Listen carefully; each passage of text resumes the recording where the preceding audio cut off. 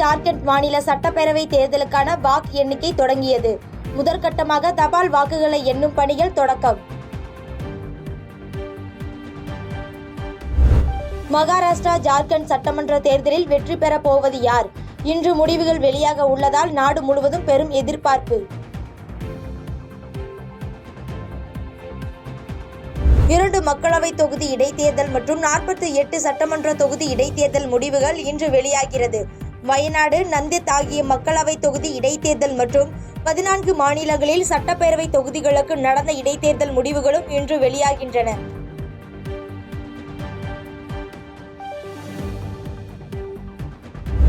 பத்து மற்றும் 12ஆம் வகுப்புகளுக்கான அரையாண்டு தேர்வு அட்டவணை வெளியானது. டிசம்பர் 9 முதல் 23 வரை தேர்வுகள் நடைபெறும் என அறிவிப்பு. பிரதமர் மோடி, அதானி இடையே நடப்பது ஆபத்தான ஊழல் விளையாட்டு. மக்களவை எதிர்க்கட்சி தலைவர் ராகுல் காந்தி விமர்சனம்.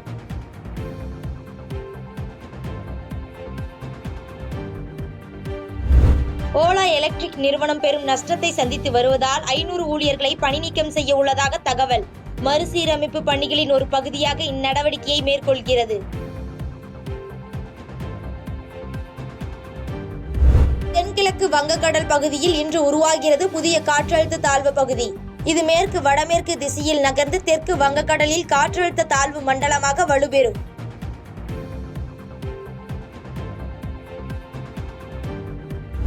கோவாவில் கதீட்ரல் தேவாலயத்தில் புனித பிரான்சிஸ் சவேரியாரின் அழியாத உடல் காட்சிப்படுத்தப்பட்டது.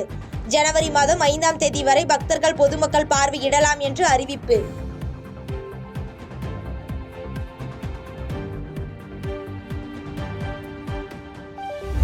உக்ரைனுக்கான ராணுவ மற்றும் ஆயுத உதவிகள் தொடர்ந்து வழங்கப்படுவதில் எந்த மாற்றமும் இல்லை என ஜட்டோ நாடுகள் உறுதி.